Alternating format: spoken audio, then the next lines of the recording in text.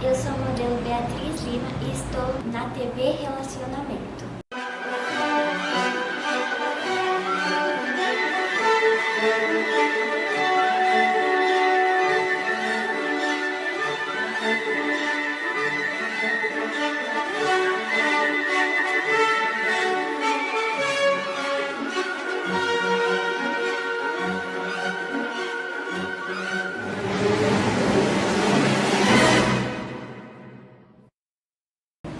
Olá, internautas, iniciamos mais um programa Quadrinhos para Quadrados e Redondos.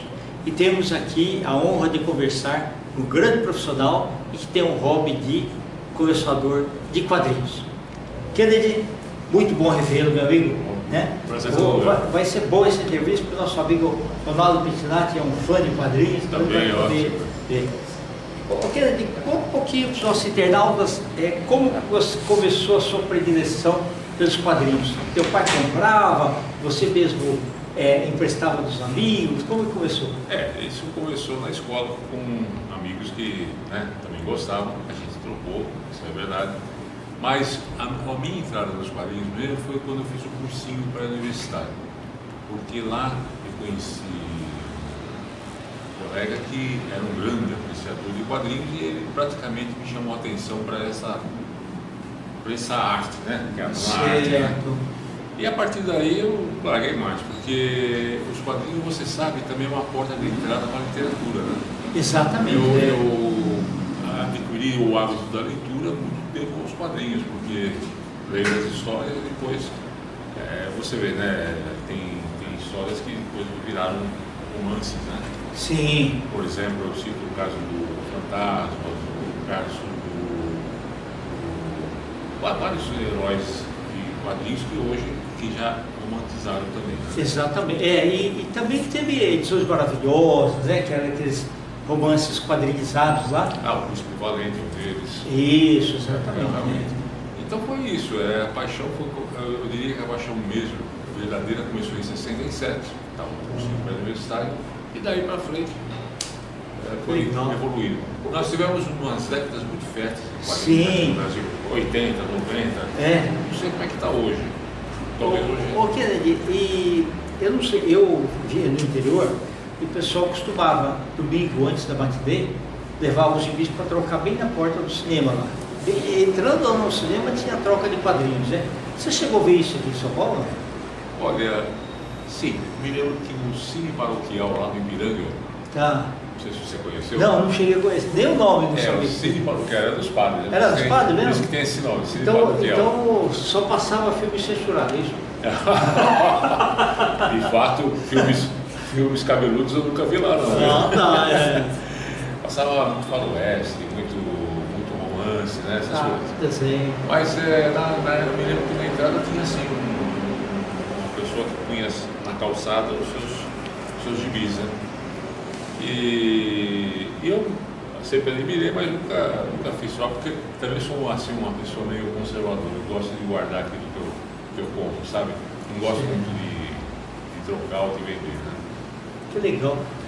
Para mim foi assim, quando eu comecei a ler quadrinhos, eu analisava o seguinte, o quadrinho consegue dar a noção de início, meio e fim. Ele consegue responder as perguntas que a gente precisa, de tudo. Então, hoje eu tenho uma editora, que é a Editora Laços. Às vezes chega algum candidato a escritor, ele fala, o que eu devo colocar?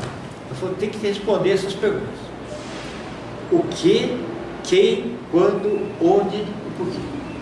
Se tiver respondido essas perguntas, a pessoa vai poder entender. E vai ter a noção de início, meio e fim também. A não ser que o cara quer ser trilogia, então vai fazer isso no segundo capítulo, terceiro também, mas ele tem que dar esse direcionamento, né? E quando a gente se conheceu, você falou muito o gênero terror, mas você lia o restante também, Fantasma, Tarzan, Aventura, e tal. Lia de tudo. Inclusive alguns quadrinhos assim, até eróticos.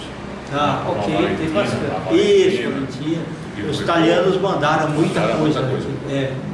E aliás, eu ia te perguntar até uma coisa, porque você falou aí dos 5 dados, né? Eu usei isso na minha profissão. nutrição por 5 dados. Ok. Eu fui analista de sistemas e de processos Sim. toda a minha carreira. E eu usei muito essa técnica, né, dos 5 dados, né? Porque senão a pessoa fica sem saber, né? Exatamente, exatamente. Mas eu li de tudo, eu acho. Eu acho que não posso dizer, eu sei que não teve gênero que eu não entrei. Até catecismo. Ah, sim, isso era muito popular na época, é verdade. Até catecismo eu lia. Legal. Mas eu acho o seguinte, tem muita saudade de algumas publicações que desapareceram, infelizmente. Né? Tinha uma revista que chamava, não sei se você conheceu, a Patota.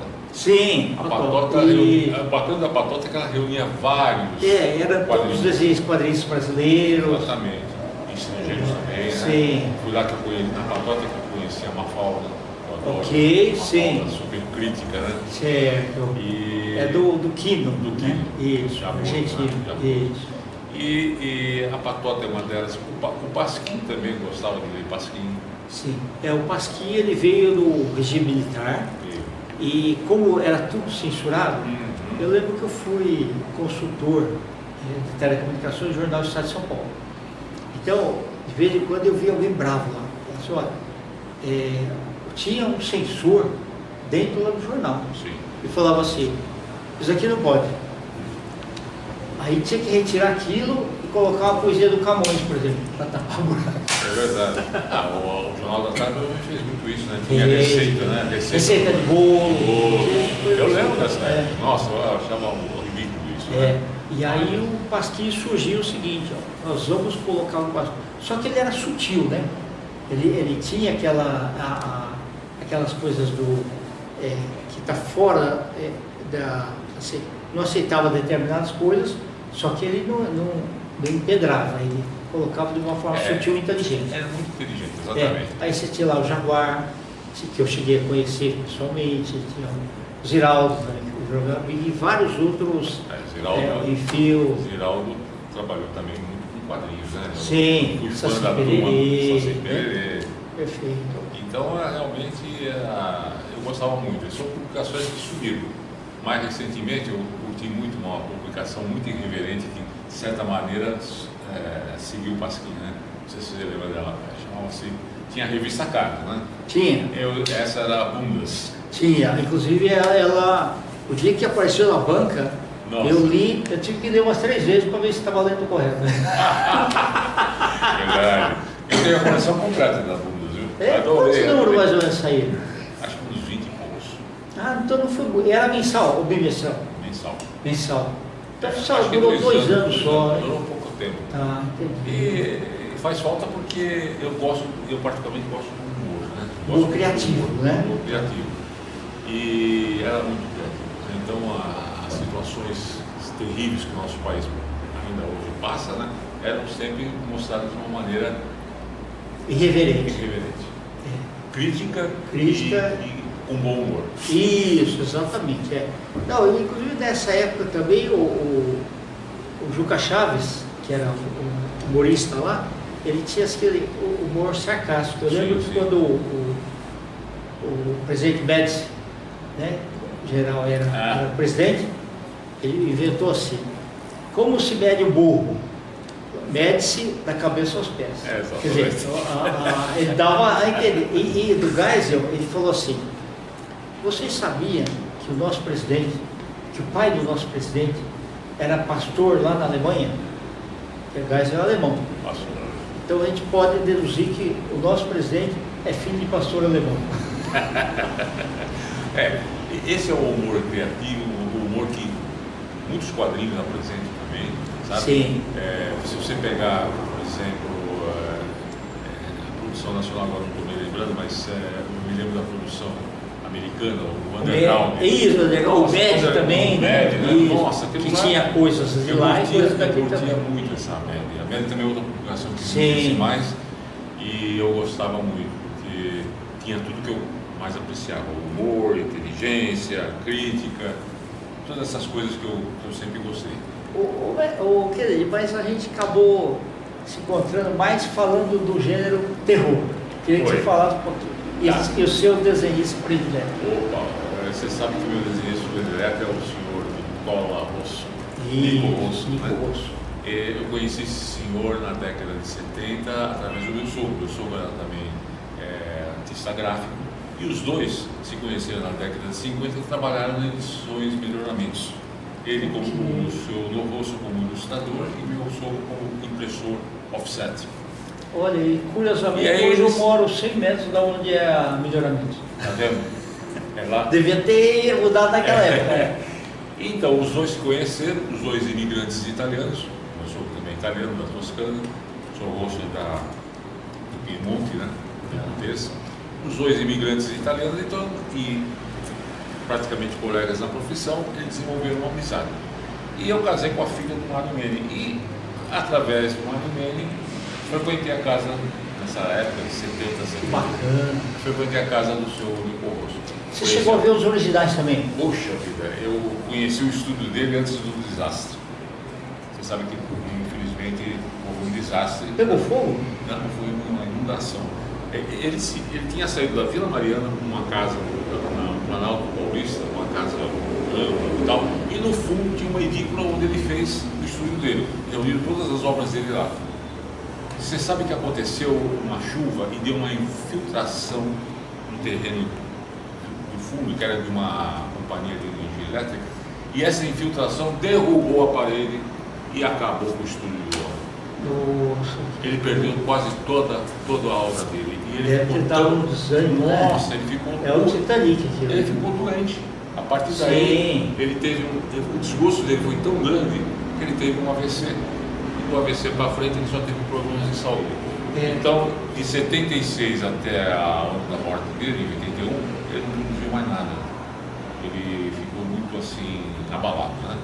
Entendi. E outra coisa que eu gostava do seu Rosso, além das histórias de terror, duas coisas que eu admirava dele. Ele foi o desenhista que eu conhecia assim, as mulheres mais maravilhosas dos É verdade, quadrinhos. ele tinha Ele desenhava uma mulher que era uma fantástico. fantástica, né? E a anatomia, principalmente feminina, Nossa assim. senhora, ele era um especialista. E outra, ele não usava modelo, era tudo da cabeça dele. Imaginação fertilíssima. Enquanto grande parte dos desenhistas precisavam de ou fotos, ou desenhos, Não. ou modelo Não. verdadeiro, ele... Da cabeça dele. Não só as mulheres, como também o terror, né? Quer dizer, Sim. os monstros que ele criava. O interessante, assim, até o tipo de castelo que ele fazia era mais tenebroso do que o... Vai ser nervoso, o castelo do Drácula. O castelo do Drácula. Quando ele desenhava, por exemplo, o Drácula em si, você via assim maldade do personagem, sabe? O rosto, o semblante, né? Sem dúvida. Inclusive eu gostava, tinha certos quadrinhos que eu gostava de ver até com lente de aumento para ver esses detalhes, sabe? Porque realmente o traço dele é impressionante. E ele também, muitas vezes ele tinha lá, roteirista lá, que fazia a coisa, mas muitas vezes ele mesmo criava mesmo. Também. O Nosferatu é a criação dele. Nosferatu. Nossa, e ele, como eu disse para você, tudo na cabeça dele, quer dizer, ele não usava modelo nenhum. E outra coisa que eu admirava da arte dele, depois ele também se dedicou, era o pontilhismo. Conhece o pontilhismo? Fala um pouco, não. O pontilhismo é uma arte que, como o nome está falando, por de causa de pontos. Ok. Então ele criava imagens com pontos fantásticas. Ele me deu de presente, inclusive, o meu signo de aquário, grande, pontilhamento. Então você olha de longe, você não consegue ver os pontos. Quando você se aproxima, você vê o trabalho. De longe você vê o desenho normal, né? E o que admirável é a paciência que ele tinha de fazer aquilo lá. Era paciente demais. Eu não sei como é que ele conseguia. Depende, isso daí é característica da pessoa. Sim. Tem gente que, por exemplo, faz com capricho, fica lá o dia todo. Tem pintor que pinta uma porta, ele fica o dia todo pintando. Então. E tem uns que não tem paciência. É verdade. Mas o Nico fazia um trabalho perfeito. Esse pontilhismo, isso aí. Você guardou esse? Esse eu acho que eu guardei. Que bom, legal. Você tirar uma foto pelo menos para deixar preservada o digital, né? Vou ter que procurar, porque eu também tive problemas com Não inundou também tua casa, não é? Não, tive outros tipos de problemas. Eu tive um problema que eu tive uma mulher, minha primeira mulher, que não gostava que eu acumulasse coisas. Então ela jogou fora muita coisa minha. Inclusive a minha coleção do Pasquim desde o primeiro número até o final, com o fora. Para ela era jornal velho, que aquilo lá podia gerar mau cheiro, bicho, etc e tal. O que você acha? Hoje, por exemplo, o jovem ele vai começar a namorar uma moça. Ele vai numa taróloga e fala, escuta, eu sou colecionador de quadrinhos. Tem essa moça aqui do signo tal. Você acha que ela vai jogar meus episódios? Se eu continuo avançando no namoro, não? Não sei. Você sabe qual é que é o ser humano. Aliás, você sabe qual é o ser humano, né? Nós não somos muito sinceros nos nossos relacionamentos. Verdade. Muita coisa é escondida, né? E você vai descobrir anos depois. É assim, vai fazer o quê? O ser humano é desse jeito. Mas então, então eu perdi muita coisa nesse sentido, né? Perdi minha coleção do Pasquim, perdi algumas obras que eu ganhei. Talvez, preciso ver se eu tenho ainda essa... Era bom pelo menos ser digitalizado, né? Kennedy, as capas do almanac, de bis, desenhado pelo Nico Rosso, era fantástico, né? Só a capa já valia a revista. Então, no tempo que ele trabalhava lá na Melhoramentos, ele fazia capas de histórias, né? Isso. De livros, né? De livros, né? E tem capas que são... Eu estava vendo um dia na internet, eu vi algumas capas, foram assim... são clássicas, né? Sim, verdade. E muito bem desenhados, né? Eu acho que ele era um artista completo nessa área, né? Verdade. Um artista completo. O senhor Nico Rosso vai ficar na minha vida, porque durante esses 3 anos que eu convivi com ele era um homem calmo, tranquilo, e ele ensinou muitas coisas da vida, né? Quer dizer, no tempo que porque ele saiu da Itália, não sei se você sabe, por causa do fascismo, né? Ele foi perseguido. Sim. E aí durante a guerra ele perdeu todos os bens que ele tinha, ele chegou no Brasil sem nada. E a família dele, Dona Rosso, veio depois de 3 meses. Né? Então aquele reiniciou. Ele gostava muito do Brasil por causa disso, porque ele achava, né, que aqui era uma terra de oportunidades e que dava oportunidade para todo mundo, né? Inclusive um imigrante como ele. O pena é que ele não desenhou hoje, vi que o Drácula mata o Mussolini, né? Não sei não, viu? É que nesse momento a minha memória não está puxando, mas pode ser que ele tenha feito isso. Tá certo. Ok, nós estamos nos instantes finais, tá? Tá. Vê outro dia para a gente bater um papo sobre quadrinhos, tá? Sem dúvida, eu agradeço. Você pode falar teu contato aí? Pessoal, hoje você atua como corretor de imóveis, né? Então, quero que você deixe aí o teu contato. Sem dúvida. Meu nome é Carlos Roberto Ferreri, alcunha Kennedy, né? Mercado imobiliário. O meu e-mail é ferreri.r@gmail.com.